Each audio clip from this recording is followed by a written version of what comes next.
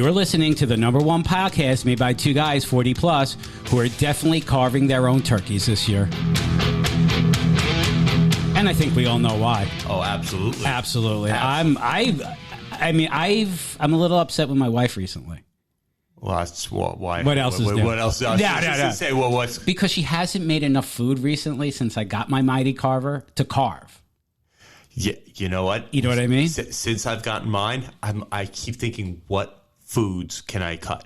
We had paninis last night. I was cutting paninis in half. Well, you saw the video of me cutting the bread. Yeah. I was just like, as soon as I got it, I hooked it up.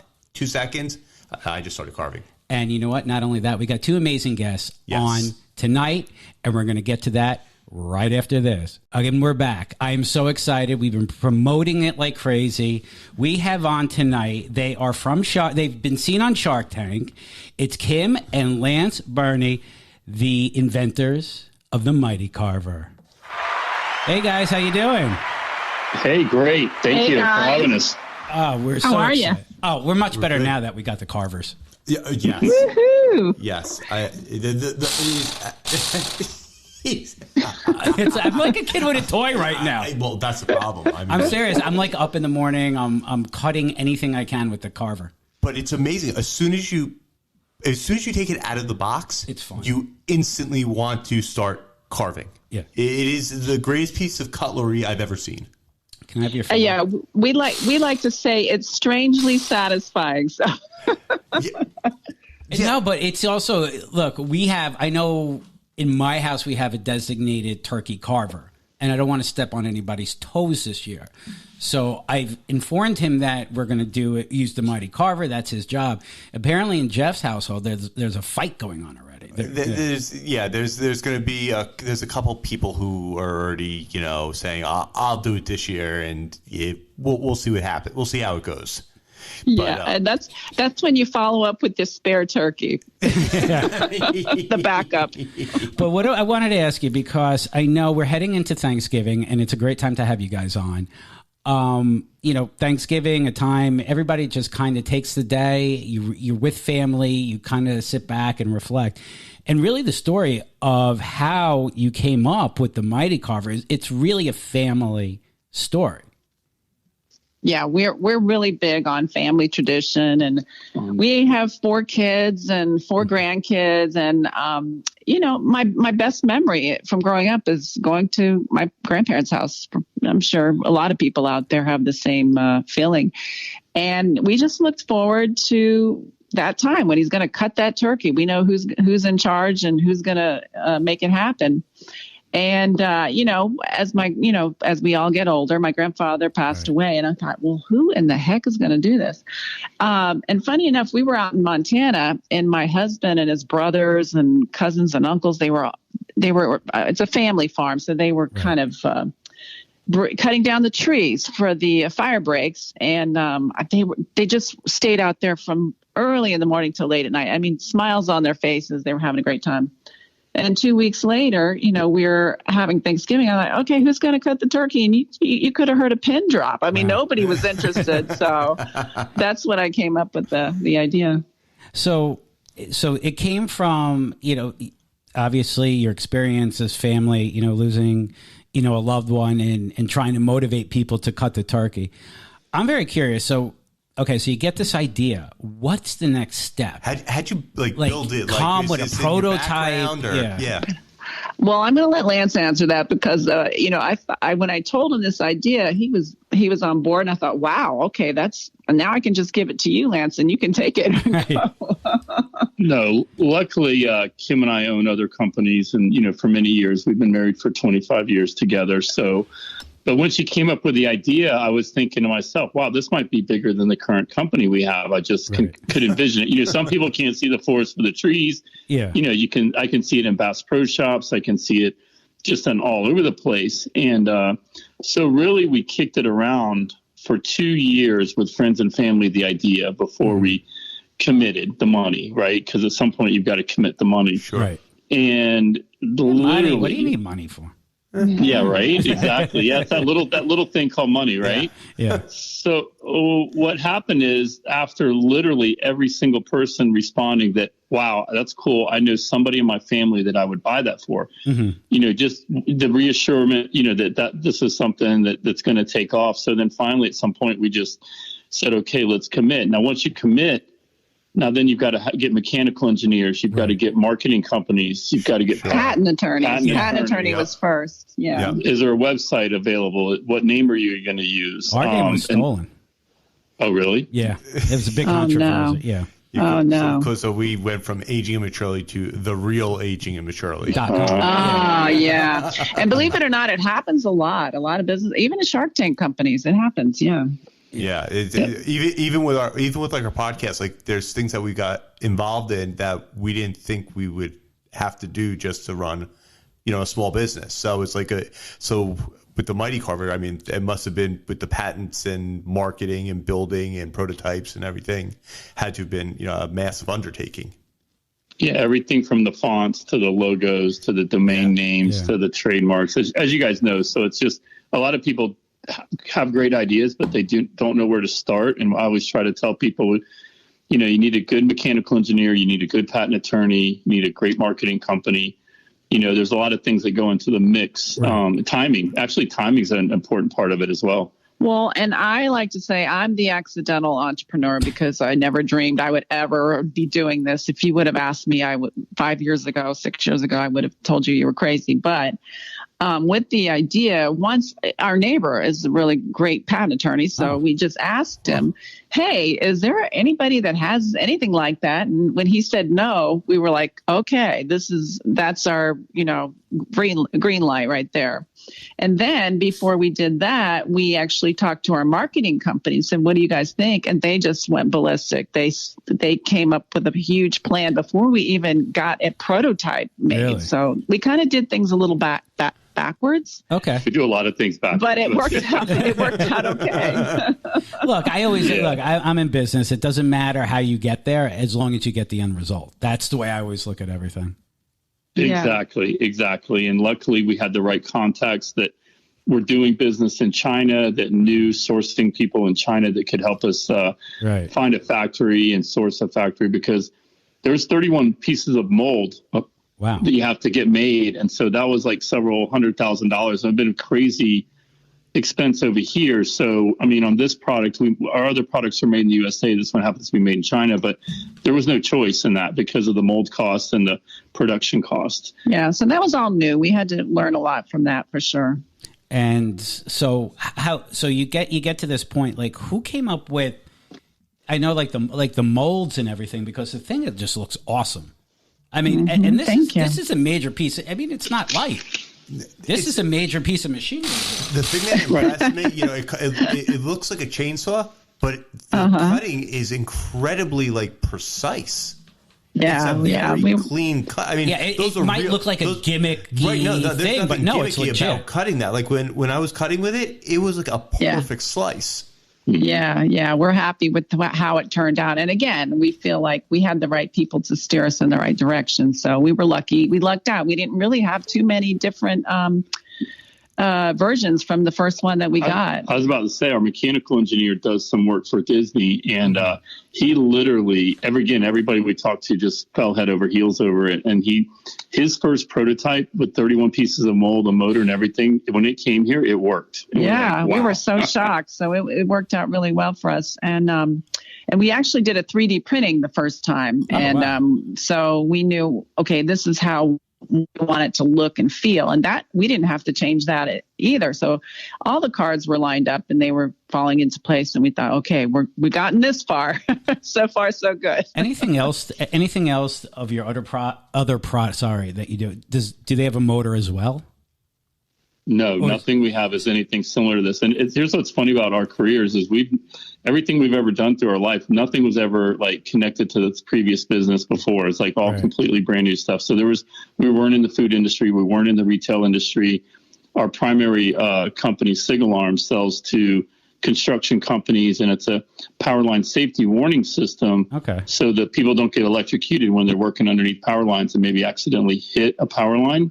So we give the operator a warning. So literally there was no connection whatsoever. Right. Yeah.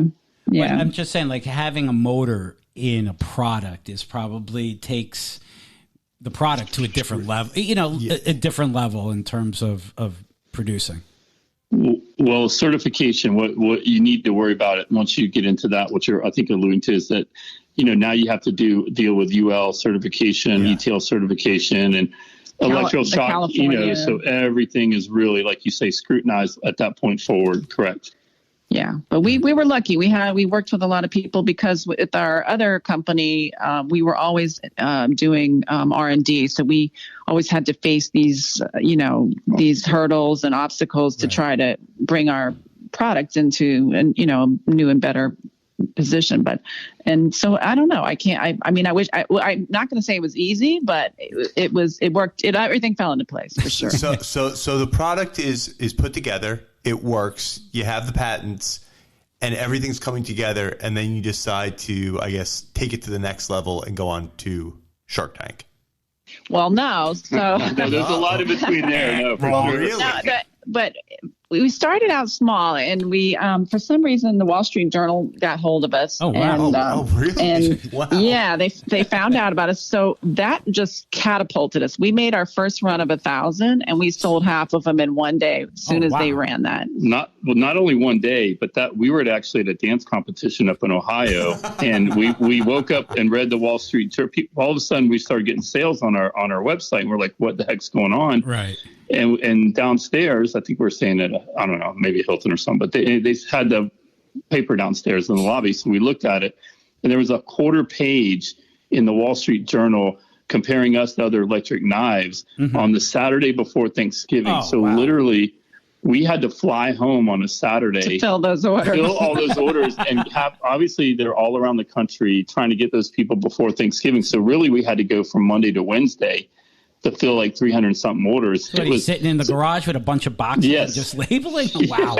Yeah. And then we didn't even go home. We just got off the plane, went straight to the office, and just started boxing in our full makeup. I had my hair done up. I was like, okay, we got to go. So it was pretty funny. So this was like an independent reviewer who just was doing what? That's crazy. Yeah, he was just talking about Thanksgiving and said, electric knives have been around forever, and I'm going to compare them. And he said we were the most fun to use. So that was really good for us. Absolutely.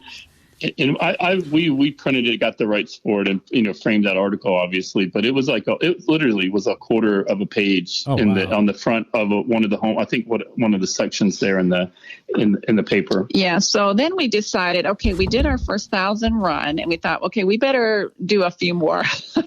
So the next year we did we doubled that, a little bit more than doubled, and we went to our first home show in Chicago.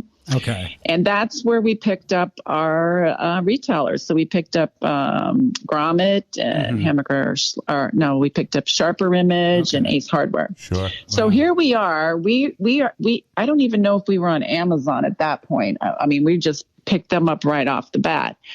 And so we had a nice year of that run. And then the pandemic hit. And we suddenly got a phone call out of the blue right in the middle of the pandemic, because it was like probably April, May, from the producers of Shark Tank that said, hey, so they reached out we are to interested. You. Yeah, so that's what's different. So usually, how does it work? Because people apply or they reach out. I mean, this is incredible.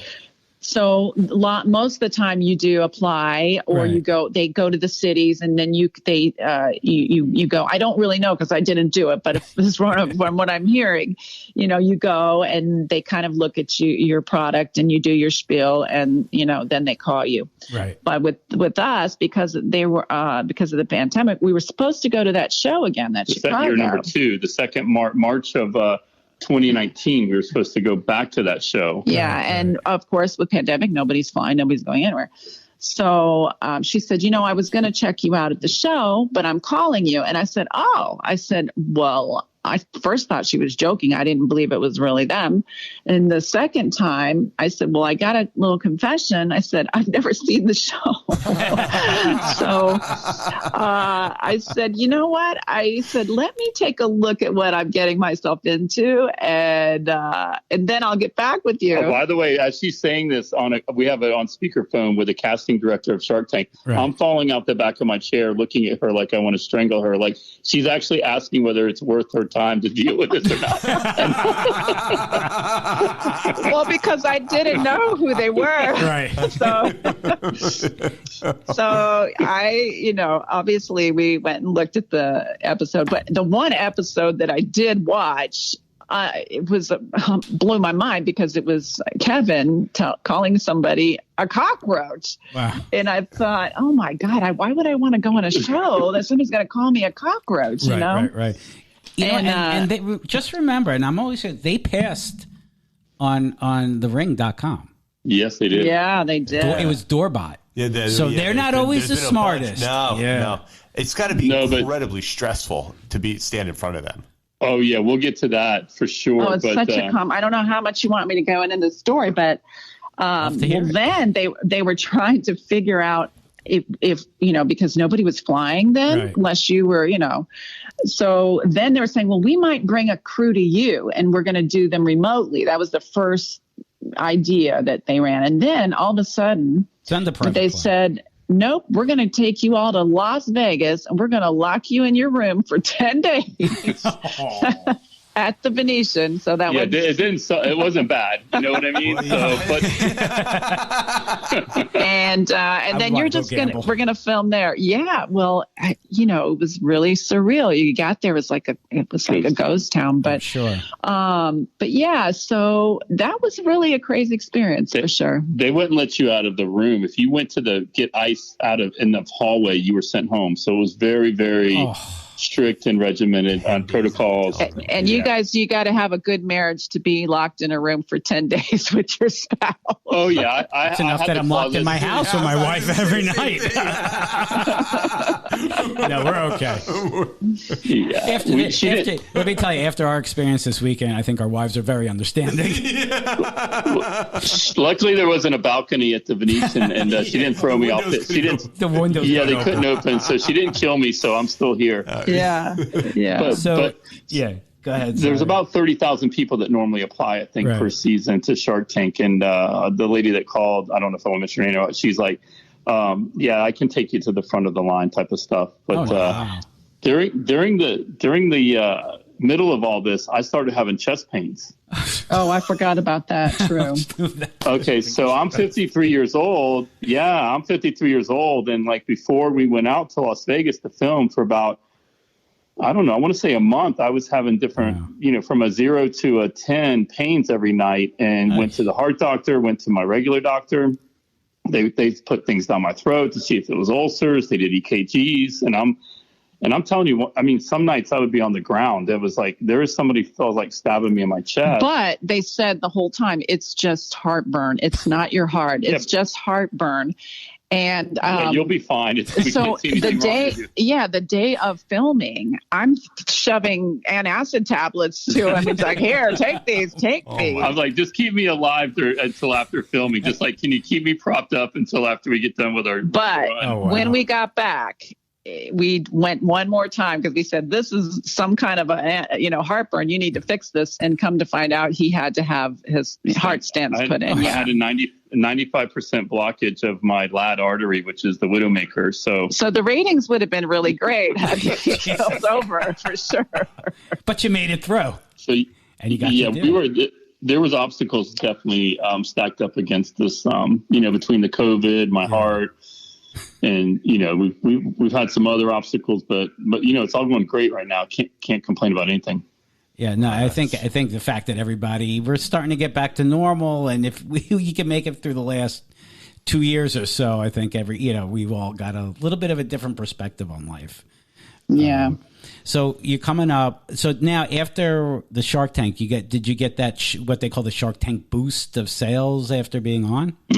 Well, we did, but like I said, it was probably June or July before we knew for sure we were going to go and film. And then even then, you don't know that you're going to be on. Right. You can film, you can actually get a deal and not air. Oh, wow. So it all depends on ABC. Yeah.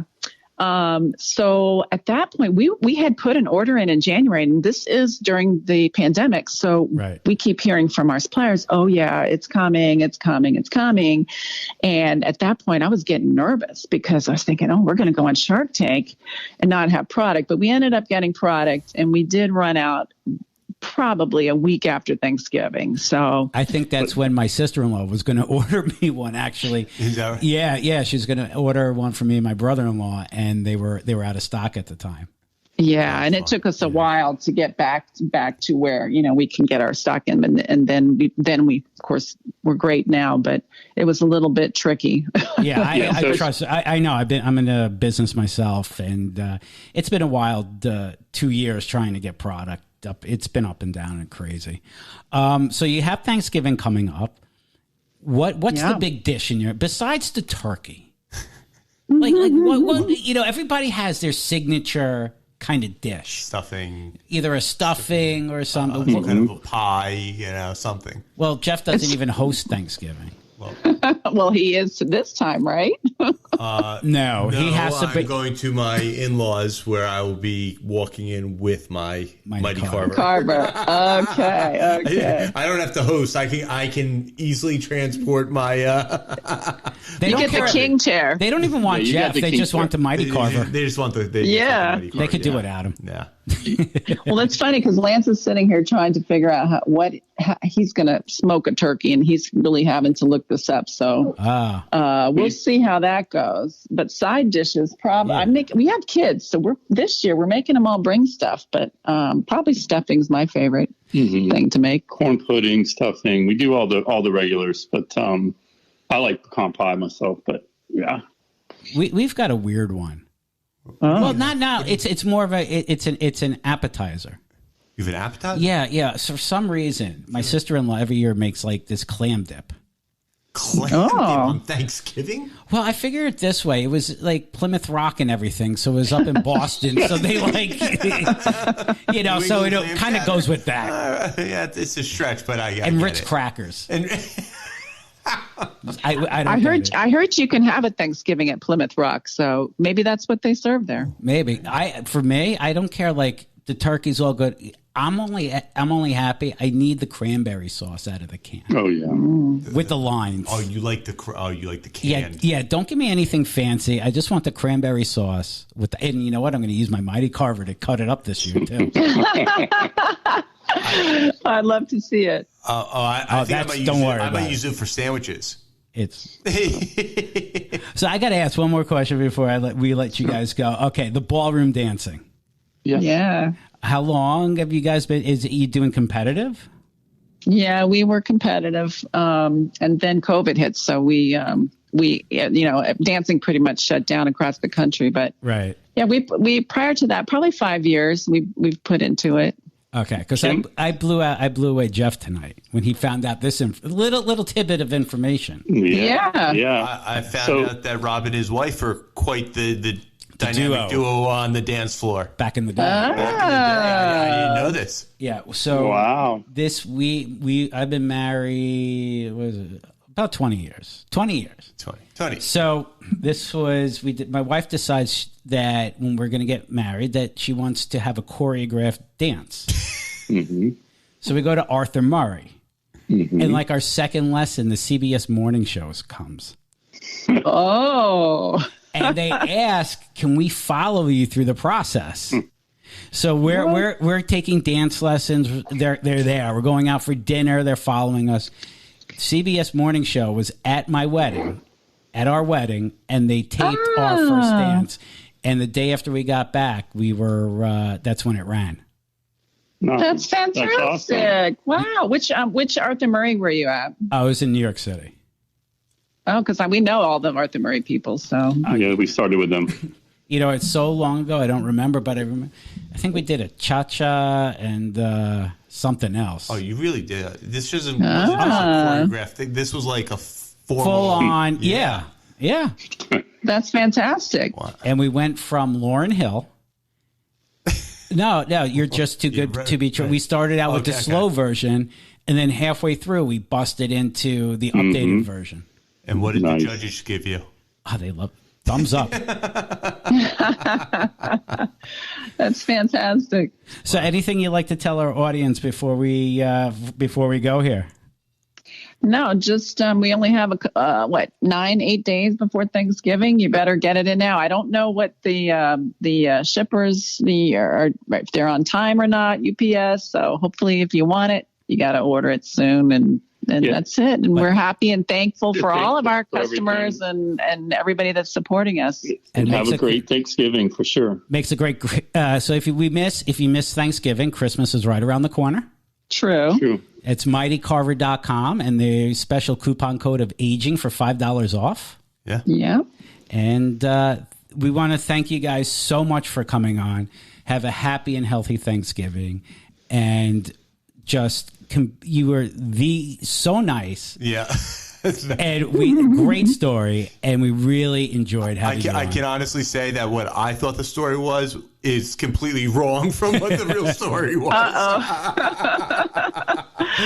Well, we thank you guys for having us and really being one of our best fans. So thank you. Yeah, it's a great product. Our pleasure. And you can find us at therealagingimmaturely.com.